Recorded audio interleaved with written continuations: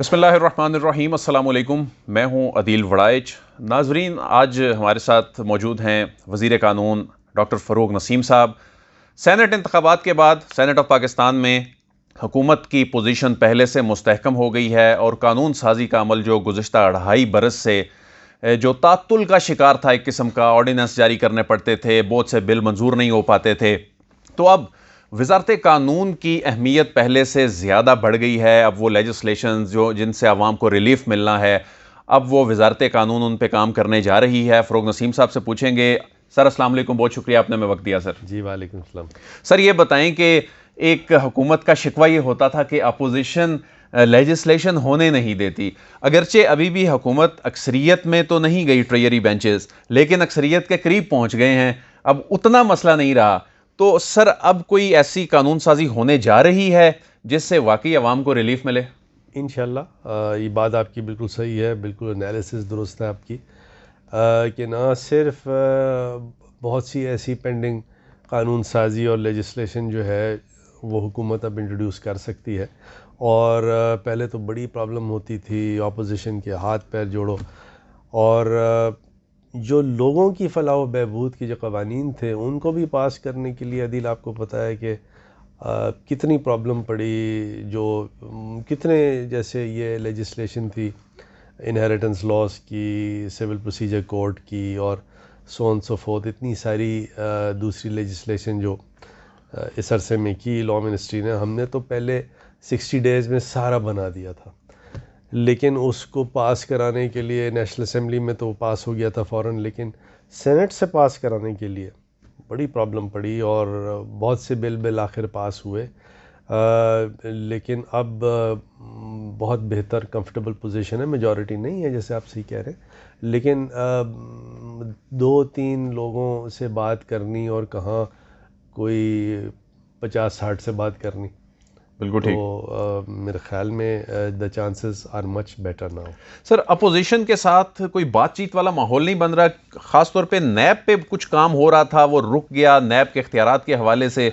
वो मामला अब कहीं ख़त्म हो गया है, किस्सा पारीना बन गया है, या इस पर नैब की जो इसमें तरमीम के हवाले से कोई बात आगे अब चलेगी? मेरा पर्सनल ख्याल तो ये है कि कोई भी लेजिस्लेशन जो है वो हरफ आखिर नहीं होता। हरफ आखिर तो सिर्फ कुरान पाक है, और कुरान पाक के अलावा जितने भी मैन मेड लॉज हैं उसमें एक एवोल्यूशन होता रहता है, हमेशा बेहतरी और जिद्दत की गुंजाइश रहती है। हमने एक ऑर्डिनेंस पास किया था और ये बड़ी कोशिश थी ऑपोजिशन से कि वो ऑर्डिनेंस जो है वो लेजिस्लेशन एक्ट ऑफ पार्लियामेंट बन जाए। नैब का जो अमेंडमेंट था, ऑपोजिशन नहीं मानी। बाद में ऑपोजिशन ने ख़ुद बड़ी कोशिश की और कहा कि आप चलिए वही ले आए ऑर्डिनेंस जो है, उसको एक्ट ऑफ पार्लियामेंट बना लें। लेकिन फिर उसके बाद प्राइम मिनिस्टर साहब ने कहा नहीं, अब कुछ भी नहीं होगा। और मेरा नहीं ख्याल कि प्राइम मिनिस्टर आज वाइल वी आर टॉकिंग इस मूड में है कि नैब की किसी स्टैट्यूट या प्रोविज़न में, स्टैट्यूटरी प्रोविज़न में अमेंडमेंट हो। अब कल प्राइम मिनिस्टर साहब के साथ डिस्कशन करके कोई और चीज़ अगर बेहतरी की कैफियत सामने आती है तो प्राइम मिनिस्टर का भी माइंड तो ओपन है, ऐसा नहीं है। प्राइम मिनिस्टर का कोई क्लोज्ड माइंड नहीं है। और सवाल आपका सिंपल ये है कि फ़िलहाल तो नैब की कोई अमेंडमेंट टेबल पे नहीं है मेरे, लेकिन कल को अगर कोई चीज़ होती है, लेकिन बेहतरी के लिए, बेहतरी के लिए। Nothing else. सर ये बताइए कि आजकल कुछ सियासी रहनुमा ऐसे स्टेटमेंट्स दे रहे हैं रियासती इदारों के ख़िलाफ़ और उन शख्सियात के ख़िलाफ़ के जो आईन पाकिस्तान भी इजाज़त नहीं देता। आज़ादी इजहार की जो शिकें हैं उनमें भी वो चीज़ें लिखी गई हैं कि आप इन पर बात नहीं कर सकते।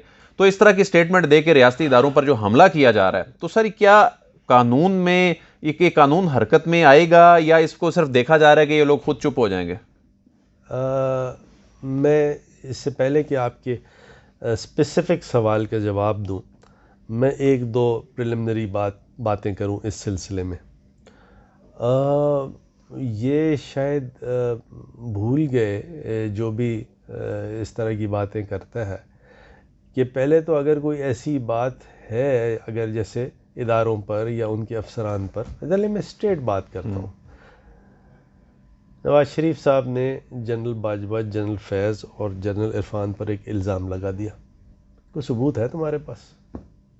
सबूत है तो लाएं। और ये मतलब ये वो लोग हैं, ये तीनों अफसरान, ये अपनी जानें हथेलियों पे लेके खड़े हुए हैं, आपके मुल्क व कौम की हिफाजत कर रहे हैं। वॉर एंड टेरर आपने देखा नहीं किस तरह जनरल बाजवा और उनकी टीम ने वॉर एंड टेरर का किस ब्रेवरी से मुकाबला किया, किस बहादुरी से मुकाबला किया। और आप ऐसे लोगों पे इल्ज़ाम लगा रहे हैं बेबुनियाद, जिसकी ना कोई एविडेंस आपके पास है और कोई ऐसी चीज़ है नहीं। मतलब ये कि अगर इनके पास कोई चीज़ ऐसी होती तो पहले ही दिखाते। उसके बाद ये इनका जावेद लतीफ़ साहब का कहना कि जी अगर फ़लाँ को कुछ हो गया, एक तो ऐसा कोई किसी का एजेंडा नहीं है, इमरान खान का कोई एजेंडा नहीं है, खुदा ना खास्ता कि वो किसी को नुकसान पहुंचाए या क्या, सवाल ही पैदा नहीं होता। और फिर ये कहना है कि नहीं जी हम तो फिर जरदारी साहब की तरह पाकिस्तान खप्पे नहीं कहेंगे। आप क्या कहना चाह रहे हैं? वो मैं उस एंकर साहिबा की बड़ी तारीफ़ करूँगा। जैसे ही जावेद लतीफ़ साहब ने, ये किसी ने शायद पिक नहीं की, जैसे ही जावेद लतीफ़ साहब ने ये बात की कि हम पाकिस्तान खप्पे का नारा नहीं लगाएंगे, तो उस एंकर ने गुस्से से पूछा क्या करेंगे फिर आप? ये मुल्क और कौम, लोगों का जज्बात की अक्कासी की उन एंकर साहिबा ने। मैं बड़ी रिस्पेक्ट करता हूँ जिस तरह उन्होंने इमीडिएटली उनको कन्फ्रंट किया। सर ऐसी कोई लेजिस्लेशन क्यों नहीं करने की हुकूमत सोचती? ये आखिर ये जो रियासती इदारों को इस सियासत से, इससे दूर रखने की ज़रूरत है। ये जब आए रोज़ हमला होगा तो इससे अवाम के जज्बात को भी ठेस पहुँचती है। मैं अदील आपको बताऊं कि जो मुस्लिम लीग है वो कौन सी जमात है? मुस्लिम लीग वो जमात है, कायद आज़म की जमात, जिसने ये पाकिस्तान बनाया।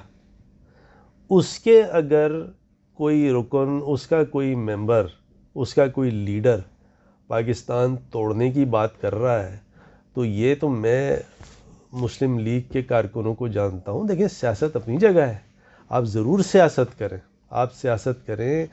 इमरान खान है, PTI है, MQM है, खालिद भाई हैं, नवाज शरीफ साहब हैं, खूब सियासत करें, जरदारी साहब हैं, खूब सियासत करें।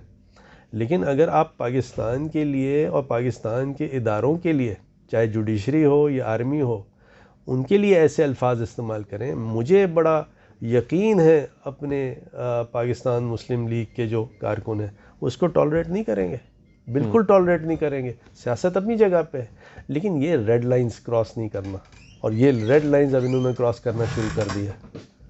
Very unfortunate. बिल्कुल सही। सर ये बताइए कि एक कानून के हवाले से बात हो रही है, ख़बरें आ रही हैं कि कोई ऐसा ऑर्डिनेंस लाया जा रहा है कि सूबे महंगाई के हवाले से डिलीवर चूँकि नहीं कर सके, तो वफाक को अब तंग आकर ये मामलात अपने कंट्रोल में लेने होंगे। इस हवाले से कोई ऑर्डिनेंस कोई लाने की सोचा जा रहा है। वजारत कानून इस पर कोई काम कर रही है? जी कुछ काम इस पर हो रहा है, लेकिन वो बिल्कुल इस तरह नहीं है। लेकिन हम किसी भी तरह प्रोविंशियल ऑटोनॉमी है उसको बाईपास नहीं करेंगे। लेकिन जो भी कॉन्स्टिट्यूशन में परमिसिबल लिमिट्स हैं, देखिए पाकिस्तान सबका है, तमाम सूबों का और उनमें रहने वालों का पाकिस्तान है।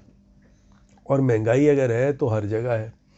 उस महंगाई को अगर कंट्रोल करने के लिए सूबों की कारकर्दगी या वहाँ से चीज़ें जो उठ रही हैं उनको देखने की ज़रूरत है। मिसाल के तौर पे अगर सिंध में कोई ऐसी चीज़ें हो रही हैं या किसी और प्रोविंस में ऐसी चीज़ें हो रही हैं जहाँ पर महंगाई को दानिस्ता या गैर दानिस्ता तौर पे कंट्रोल नहीं किया जा रहा, तो वफाक साइलेंट स्पेक्टेटर नहीं रह सकता।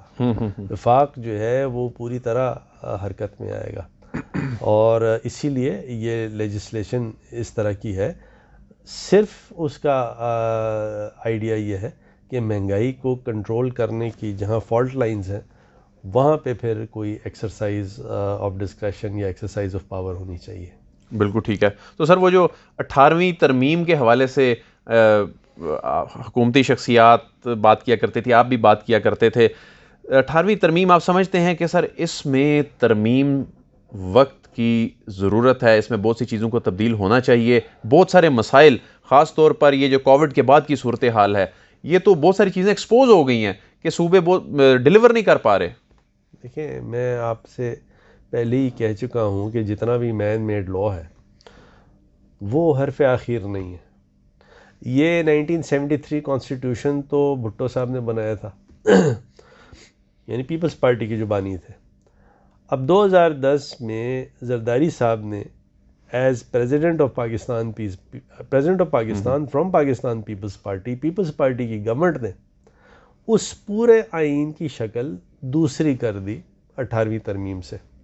यानी 18वीं तरमीम के बाद ये भुट्टो साहब वाला 73 का कॉन्स्टिट्यूशन नहीं रहा। यानी जरदारी साहब ने भुट्टो साहब वाले कॉन्स्टिट्यूशन की शक्ल ही बिगाड़ दी, आप कह रहे हैं? मेरे हिसाब से तो जो देखिए, भुट्टो साहब का कॉन्सेप्ट था फेडरलिज्म। भुट्टो साहब का कॉन्सेप्ट कन्फेडरलिज्म नहीं था। कन्फेडरेशन तो स्विट्ज़रलैंड में है।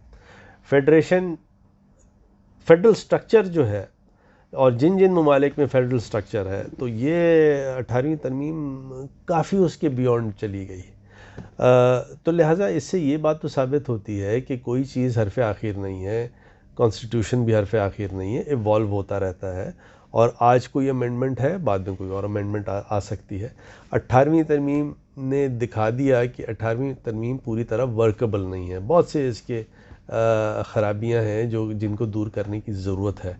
और अगर पीटीआई और उनके एलाइज़ की गवर्नमेंट की अगर मेजॉरिटी होती है तो बहुत सी ऐसी चीज़ें हैं 18वीं तरमीम में जो कि रिटेन होनी चाहिए।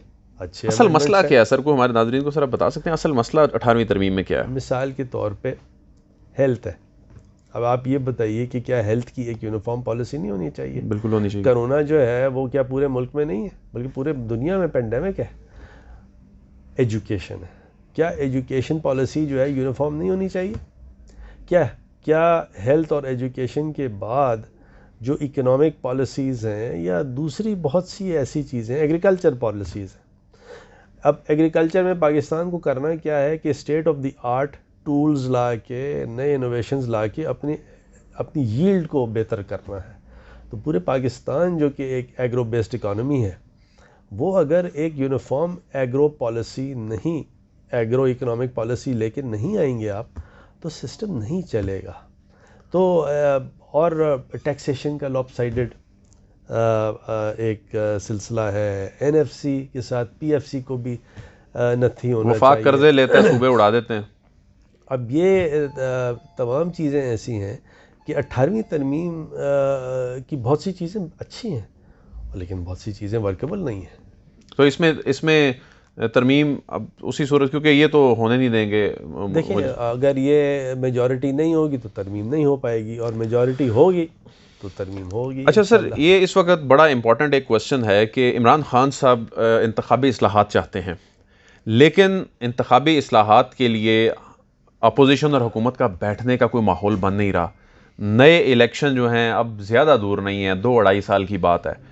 सर, नए इलेक्शन के हवाले से, नए इंतखाबी पैकेज के हवाले से लॉ मिनिस्ट्री क्या कुछ कर रही है, या ये वजारत पार्लिमानी अमूर इस पर कुछ करेगी? मेरे ख्याल में ये पार्लियामेंट्री अफेयर्स का सब्जेक्ट है। अनलेस एंड अनटिल स्पेसिफिकली किसी स्टेज पे प्राइम मिनिस्टर मुझे क्या है तो बात दूसरी है, लेकिन ये पार्लियामेंट्री अफेयर्स का सब्जेक्ट है। इस पे 2-3 चीज़ों पे प्राइम मिनिस्टर साहब बड़े सीरियस हैं। आज भी कैबिनेट में उन्होंने ये बात की। एक तो प्राइम मिनिस्टर कहते हैं इलेक्ट्रॉनिक वोटिंग होनी चाहिए। सेकेंडली वो ये कहते हैं कि ओवरसीज़ पाकिस्तानी इसका जो वोट है वो इंटैक्ट होना चाहिए, और उनको फैसिलिटेशन होनी चाहिए कि वो दुनिया में कहीं भी रह के पाकिस्तान के जनरल इलेक्शंस में या लोकल गवर्नमेंट इलेक्शंस में वोट कर सकें। तो इन दोनों पे प्राइम मिनिस्टर ने कहा है कि मुझे हर कैबिनेट मीटिंग में प्रोग्रेस दी जाए। तो और बाय द वे, ये जो सेनेट के इलेक्शंस हुए हैं और जो पीटीआई और उनके एलाइज़ की जो समझिए कि अब उतना डिफरेंस नहीं रहा सेनेट में, तो लेजिस्लेशन लाना इलेक्टोरल रिफॉर्म्स में भी इलेक्शन एक्ट अमेंडमेंट करना है ना आपने, इलेक्शन एक्ट 2017 को अमेंड करना है। तो बहुत से ऐसी अमेंडमेंट्स हैं जो कि आसानी हो सकेंगी। जहाँ कॉन्स्टिट्यूशनल अमेंडमेंट्स हैं तो वहाँ प्रॉब्लम होगी। बिल्कुल ठीक है सर। एक और सवाल ये है कि कोई इलेक्शन कमीशन और हुकूमत आमने सामने खड़े नज़र आ रहे हैं और कल तो हुकूमत ने अदम एतमाद कर दिया इलेक्शन कमीशन पर। और सर जब इलेक्शन कमीशन पर अदम एतमाद किया है तो उनसे इस्तीफ़े मांगे गए हैं। ज़ाहिर है अगर वो इस्तीफ़े नहीं देते तो उस सूरत में फिर कोई रेफरेंस या इस तरह की बातें भी हो रही हैं, चेमगोइयाँ हो रही हैं। तो जब रेफरेंस की बात आती है तो आपका नाम आ जाता है। तो सर कोई ऐसा कोई नाम क्यों ऐसा सर रेफरेंस इनिशिएट फिर यहाँ से होता है ना? यहाँ से नहीं होगा रेफरेंस जो है ये, क्योंकि पार्लियामेंट्री अफेयर्स के अंडर आता है इलेक्शन कमीशन ऑफ पाकिस्तान। तो ये आप सवाल बाबर रवान से करें। अच्छा, ये वो उनका डोमेन है। बिल्कुल ठीक है सर। तो sir election commission of Pakistan की ओवरऑल आप समझते हैं कि जब ये राय आ गई सुप्रीम कोर्ट ऑफ पाकिस्तान की, तो इलेक्शन कमीशन ऑफ पाकिस्तान को बैलेट को ट्रेसेबल बनाना चाहिए था? देखिए मेरे हिसाब से इलेक्शन कमीशन ऑफ पाकिस्तान को कॉन्स्टिट्यूशनल प्रोविजंस जिस तरह सुप्रीम कोर्ट इंटरप्रेट करे उस तरह उसको फॉलो करना चाहिए। देखिए जैसे एक मशहूर अमेरिकन ऑथर था, उसने कहा व्हाट इज़ द कॉन्स्टिट्यूशन? तो जवाब आया कि the constitution is how the supreme court interprets. तो जो भी इंटरप्रेट कर दिया था, जो भी इंटरप्रिटेशन, और अगर इंटरप्रिटेशन ईसीपी ने उस तरह नहीं की तो अगर की है तो ठीक किया, अगर नहीं की तो बिल्कुल गलत किया। तो ये मामला इंटरप्रिटेशन उस तरह ना करना, आप चूंकि बहुत बड़े कानूनदान भी हैं, इलेक्शन कमीशन अगर सुप्रीम कोर्ट के फैसले की इंटरप्रिटेशन दुरुस्त तरीके से नहीं करता और इतनी बड़ी एक्सरसाइज कर देता है, उसके पास आईनी जिम्मेदारी है जो उसने अगर पूरी नहीं की सपोज, फिर ये क्या चार्जशीट बनेगी उसके खिलाफ? या मैं इस पे भी कोई बात करना नहीं चाहता, क्योंकि एक तो मैं जो डिटेल्ड ऑर्डर है सुप्रीम कोर्ट का वो भी आया नहीं है, उसको मैं देखना चाहता हूँ। और मेरे ख़्याल में बहुत सी चीज़ें थोड़ा सा तअम्मुल से देखने की ज़रूरत होती है। तो let's see how the supreme court long order comes. Sir last question है गिलगित बल्तिस्तान के हवाले से। सर गिलगित बल्तिस्तान को पाकिस्तान का 5वां सूबा बनाने के हवाले से अब तक कोई पेशरफ्त हुई है सर? मेरे ख़्याल में इसमें एक, मैं क्योंकि उन दोनों अमेरिका में था तो, लेकिन एक कमेटी इसकी बनी है जिसका मैं भी एक मेंबर हूँ, और उसमें इन प्रिंसिपल तो प्राइम मिनिस्टर और कैबिनेट हम सब एग्री करते हैं, और उसके अंदर अब जो कॉन्स्टिट्यूशनल और लीगल मोडालिटीज़ हैं वो तय करनी है कि कैसे ये होगा, क्या होगा। बहुत बहुत शुक्रिया डॉक्टर फ़रूक नसीम साहब ने हमें वक्त दिया और मौजूदा जो सियासी, आइनी और कानूनी मामलात पर उन्होंने बड़ी तफसीली बात की। आपसे फिर मुलाकात होगी। अदील वड़ाइच को इजाज़त दीजिए। अल्लाह हाफ़िज़।